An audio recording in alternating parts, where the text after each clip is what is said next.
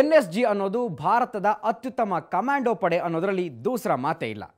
ಮುಂಬೈ ಭಯೋತ್ಪಾದಕ ದಾಳಿಯಂಥ ಘಟನೆಗಳು ಎಲ್ಲೇ ನಡೆದರೂ ಎನ್ಎಸ್ಜಿ ಎದ್ದು ಬರುತ್ತೆ. ಆದರೆ ಅಲ್ಲಿನ ಕಮಾಂಡೋಗಳು ಬರೋ ತನಕ ಪರಿಸ್ಥಿತಿಯನ್ನು ಸಂಭಾಳಿಸೋದಕ್ಕೆ ಒಂದು ಪಡೆ ಬೇಕು. ಅಂಥ ಪಡೆ ತಯಾರು ಮಾಡೋ ತೀರ್ಮಾನ ನಮ್ಮ ರಾಜ್ಯ ಸರ್ಕಾರ ತೆಗೆದುಕೊಂಡಾಗ ಆ ಜವಾಬ್ದಾರಿ ಬಿದ್ದದ್ದು ಬ್ರಿಗೇಡಿಯರ್ ಮುತ್ತಣ್ಣ ಮತ್ತು SP ರಾಮಕೃಷ್ಣ ಪ್ರಸಾದ್ ಹೆಗಲಿಗೆ. ಅವರು ಪೊಲೀಸ್ ಡಿಪಾರ್ಟ್ಮೆಂಟ್ನಲ್ಲಿ ಕಟ್ಟುಮಸ್ತಾದ ಕಾನ್ಸ್ಟೇಬಲ್ಗಳನ್ನು ಆರಿಸ್ಕೊಳ್ಳೋ ಕೆಲಸ ಶುರು ಮಾಡಿದ್ರು.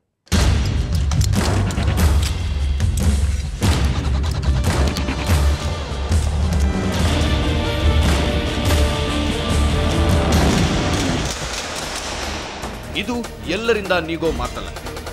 ಅದಕ್ಕೆ ನಮ್ಮ ಇಂಟರ್ನಲ್ ಸೆಕ್ಯೂರಿಟಿ ವಿಭಾಗದಲ್ಲಿ ಸೆಂಟರ್ ಫಾರ್ ಕೌಂಟರ್ ಟೆರರಿಸಂ ಅಂತ ಒಂದನ್ನ ಮಾಡಿ ಅದರಲ್ಲಿ ಕೌಂಟರ್ ಟೆರರ್ ರೆಸ್ಪಾನ್ಸ್ ಟೀಮ್ ತಯಾರು ಮಾಡೋ ಕೆಲಸ ಶುರುವಾದಾಗ ಸಿವಿಲ್ ಪೊಲೀಸರು, ಸಶಸ್ತ್ರ ಮೀಸಲು ಮತ್ತು KSRPಯಲ್ಲಿದ್ದ ಗಟ್ಟಿಮುಟ್ಟಾದ ಕಾನ್ಸ್ಟೇಬಲ್ಗಳು ಅಧಿಕಾರಿಗಳನ್ನ ಆರಿಸಿಕೊಳ್ಳಲಾಯಿತು. ಇವರ ಟ್ರೈನಿಂಗ್ಗೆ ತಾತ್ಕಾಲಿಕವಾಗಿ KSRP 9ನೇ ಬೆಟಾಲಿಯನ್ 36 ಎಕರೆ ಜಾಗ ಬಿಟ್ಟುಕೊಡಲಾಯಿತು. ಒಂದು ಕಡೆ ಇವರ ತರಬೇತಿ ಶುರುವಾದರೆ ಇನ್ನೊಂದು ಕಡೆ ಬೇರೆ ಬೇರೆ ಜಿಲ್ಲೆಗಳ ಅಧಿಕಾರಿಗಳಿಗೆ ಕ್ರ್ಯಾಶ್ ಕೋರ್ಸ್ ಕೂಡ ಆರಂಭವಾಯಿತು.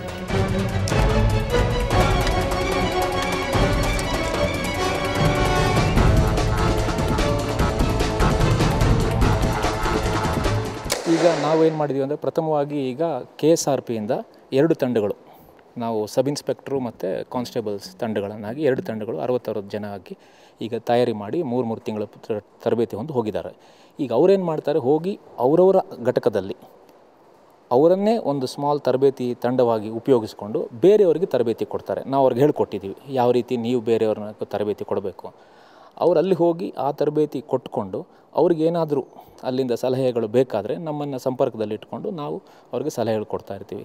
ಈ ರೀತಿ ನಾವೇನು ಮಾಡ್ತಾಯಿದ್ದೀವಿ, ಎಲ್ಲ ಡಿಸ್ಟ್ರಿಕ್ಟ್ ಕೇಂದ್ರಗಳಿಂದ ಕೂಡ ಈಗಾಗಲೇ ಹೇಳ್ದಂಗೆ QRTಗಳು ರೆಡಿ ಆಗಬೇಕು ಅನ್ನೋ ಒಂದು ಉದ್ದೇಶ, ಅಂದರೆ ಕ್ವಿಕ್ ರಿಯಾಕ್ಷನ್ ಟೀಮ್ಸ್ ರೆಡಿ ಆಗಬೇಕು ಅನ್ನೋ ಉದ್ದೇಶದಲ್ಲಿ ಅವರಿಗೆ ತರಬೇತಿ ಕೊಡಲಿಕ್ಕೇ ನಾವೊಂದು ತರಬೇತಿ ಪ್ರೋಗ್ರಾಮೇ ಹಾಕ್ಕೊಂಡಿದ್ದೀವಿ.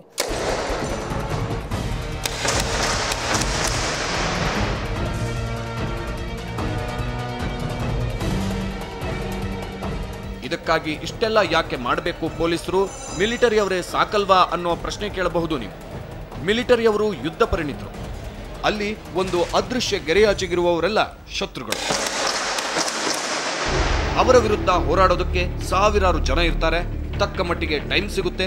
ಏರ್ಫೋರ್ಸು, ನೇವಿಯವರು ಸಪೋರ್ಟಿಗಿರ್ತಾರೆ. ಒಟ್ನಲ್ಲಿ ಯುದ್ಧ ಅನ್ನೋದು ಒಂದು ಡಿಫರೆಂಟ್ ಸಿಚುವೇಶನ್.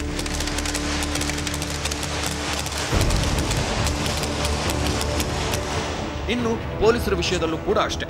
ಕ್ರಿಮಿನಲ್ಗಳ ಜೊತೆ ಬಡಿದಾಡೋದೇ ಬೇರೆ, ಉಗ್ರರ ಜೊತೆ ಹೊಡೆದಾಡೋದೇ ಬೇರೆ. ಅಲ್ಲಿ ಪಾತಕಿ ತನ್ನ ಪ್ರಾಣ ಉಳಿಸಿಕೊಳ್ಳೋದಕ್ಕೆ ದಾಳಿ ಮಾಡ್ತಾನೆ. ಆದರೆ ಟೆರರಿಸ್ಟು ಕೊಲ್ಲೋದಕ್ಕೆ ಮತ್ತು ಸಾಯೋದಕ್ಕೆ ತಯಾರಾಗಿ ಬಂದವರು. ಅವನು ಅದಕ್ಕಾಗಿ ಟ್ರೈನಿಂಗ್ ಪಡೆದವರು. ಹೀಗಾಗಿ ಆತನ ಜೊತೆ ಹೊಡೆದಾಡೋದಕ್ಕೆ ಬೇರೆಯದೇ ಸ್ಕಿಲ್ ಬೇಕು.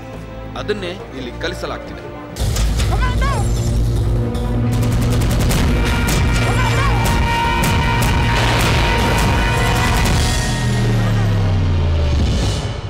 ಮೇನ್ ಕೋರ್ಸ್ ನಮ್ಮದು ಇರೋದೊಂದು ಕೌಂಟರ್ ಟೆರರಿಸಮ್ ಕೋರ್ಸ್. ಒಂದು 3 ಮಾಡ್ಯೂಲ್ಸಲ್ಲಿ ಇದೆ. ಫಸ್ಟ್ ಮಾಡ್ಯೂಲಲ್ಲಿ ಅವ್ರದ್ದು physical fitness, weapon handling, basic skills ನಾವು ಟ್ರೈನಿಂಗ್ ಕೊಡ್ತೀವಿ. ಸೆಕೆಂಡ್ ಮಾಡ್ಯೂಲಲ್ಲಿ ಅವ್ರನ್ನ ಜಂಗಲ್ ಕೌಂಟರ್ ಟೆರರಿಸಮ್ ಇದು ಟ್ರೈನಿಂಗ್ ಕೊಡ್ತೀವಿ. 3ನೇ ಮಾಡ್ಯೂಲಲ್ಲಿ ಅವ್ರಿಗೆ ಅರ್ಬನ್ ಕೌಂಟರ್ ಟೆರರಿಸಮ್, ಸಿಟಿ ಒಳಗೆ ಹೇಗೆ ಕೌಂಟರ್ ಟೆರರಿಸಮ್ ಆಪ್ರೇಷನ್ಸ್ ಮಾಡಬೇಕು ಅದರದ್ದು ಟ್ರೈನಿಂಗ್ ಕೊಡ್ತೀವಿ. ಅದರದ್ದು ಬಿಟ್ಟರೆ ಈಗ ನಮ್ಮದು 10 ಡೇ ಪ್ರೋಗ್ರಾಮ್ ಇದೆ. Urban counter-terrorism for police officers, for the rank from inspector to DYSPs and additional SPs. ಇವರಿಗೆ ಒಂದು 10 ಡೇ ಪ್ರೋಗ್ರಾಮ್ ಇದೆ.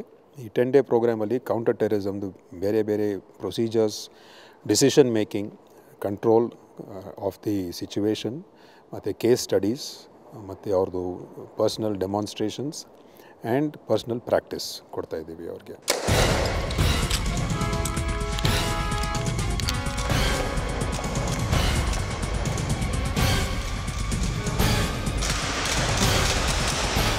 ಆ ಪರ್ಸನಲ್ ಟ್ರೈನಿಂಗು ಬೆವರಿಳಿಸಿ ಬಿಡುತ್ತೆ.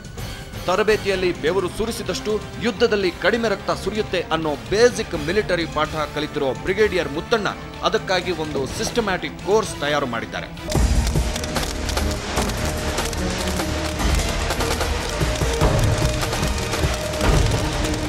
ಬೆಳಿಗ್ಗೆ 5 ಶುರುವಾಗುತ್ತೆ ಟ್ರೈನಿಂಗ್. ಬೆನ್ನಿಗೆ ಮಣಭಾರದ ಬ್ಯಾಗು ನೇತಾಕೊಂಡು 10 ಕಿಲೋಮೀಟರ್ ಓಡಬೇಕು. ನಂತರ ತಿಂಡಿ, ಭಯೋತ್ಪಾದಕರು ದಾಳಿ ಮಾಡಿದಾಗ ಎದುರಾಗಬಹುದಾದ ಸನ್ನಿವೇಶಗಳನ್ನು ಇಲ್ಲಿ ಸೃಷ್ಟಿಸಲಾಗಿದೆ. ಇದರಲ್ಲಿ ಇಡೀ ದಿನ ತರಬೇತಿ.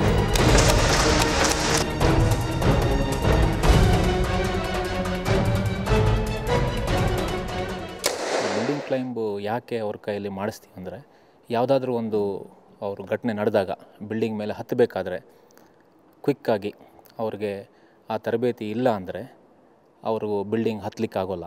ಸೊ ಹಾಗಾಗಿ ಹತ್ತಲಿಕ್ಕೆ ಬರಬೇಕು ಅಂದರೆ ಅವರು ಕೂಡಲೇ ಅದನ್ನು ಹತ್ತಲಿಕ್ಕೆ ಅಭ್ಯಾಸ ಇರಬೇಕು ಅಂಥೇಳಿ ಬಿಲ್ಡಿಂಗ್ ಕ್ಲೈಂಬ್ ಮಾಡಿಸ್ತೀವಿ.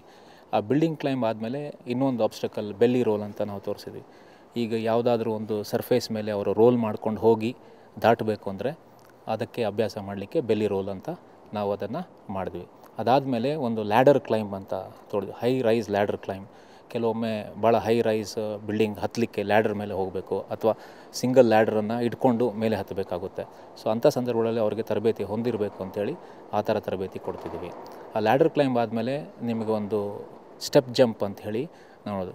ಕೆಲವು ಸಂದರ್ಭಗಳು ಏನಾಗುತ್ತೆ ಅಂದರೆ, ಒಂದು ಹಗ್ಗದ ಮೇಲೆ ಒಂದು ಬ್ರಿಡ್ಜ್ ಥರ ಇರ್ಬೋದು ಅಥವಾ ಒಂದು ಸಣ್ಣ ಪ್ಲ್ಯಾಂಕ್ ಇರ್ಬೋದು, ಅದು ಸೇಫ್ಟಿ ಇರೋಲ್ಲ, ಅದು ಡ್ಯಾಂಗ್ಲಿಂಗ್ ಪೊಸಿಷನಲ್ಲಿರುತ್ತೆ. ಅದನ್ನು ದಾಟಬೇಕಾದ್ರೆ ಆ ಪೊಸಿಷನಲ್ಲೇ ದಾಟಲಿಕ್ಕೆ ಅಭ್ಯಾಸ ಆಗಬೇಕು ಅಂತೇಳಿ ಆ ಥರ ಒಂದು ಸ್ಟೆಪ್ ಜಂಪ್ ಆಬ್ಸ್ಟಕಲ್ ನಾವು ಅವ್ರಿಗೆ ಕ್ರಿಯೇಟ್ ಮಾಡಿಸ್ತಾ ಇದ್ದೀವಿ.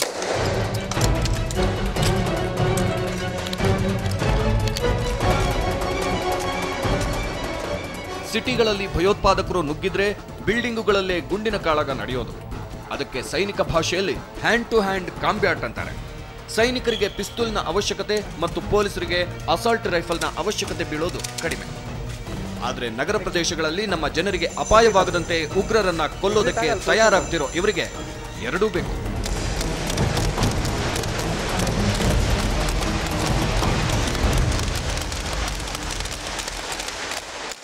ನಮ್ಮದೇ ಊರುಗಳಲ್ಲಿ ಅವಿತು ಕುಂತ ಉಗ್ರರನ್ನ ಹೊಡೆದುರುಳಿಸೋದಕ್ಕೆ ಅರ್ಬನ್ ಕೌಂಟರ್ ಟೆರರಿಸಂ ಅಂತ ಹೆಸರು. ಅದರಲ್ಲಿ ಅಪಾಯಗಳು ಜಾಸ್ತಿ. ಎರ್ರಾಬಿರಿ ಟ್ರಿಗ್ಗರ್ ಎಳೆದ್ರೆ ನಮ್ಮ ಜನರೇ ಸಾಯ್ತಾರೆ. ಸ್ವಲ್ಪ ಯಾಮಾರಿದ್ರೆ ಟೆರರಿಸ್ಟ್ಗಳ ಬಂದೂಕುಗಳು ಎದೆ ಸೀಳ್ತವೆ. ಇಂಥ ಸಿಚುವೇಶನ್ಗಳನ್ನು ಎದುರಿಸೋದಕ್ಕೆ ಅಂತಾರೆ 6 ಜನರ ಟೀಮ್ಗೆ ಸ್ಪೆಷಲ್ ಟ್ರೈನಿಂಗ್ ಕೊಡಲಾಗುತ್ತೆ. ಆ ಗುಂಪು ಬಂದೂಕು ಹಿಡಿದು ಹೊರಟ್ರೆ ಭಯೋತ್ಪಾದಕರ ಎದೆ ನಡುಗೋದು ಗ್ಯಾರಂಟಿ. ಒಂದು ಸಣ್ಣ ಬ್ರೇಕ್ನ ನಂತರ ಆ ಟೀಮ್ ಏನು ಮಾಡುತ್ತೆ ಅನ್ನೋದನ್ನು ಹೇಳ್ತೀವಿ.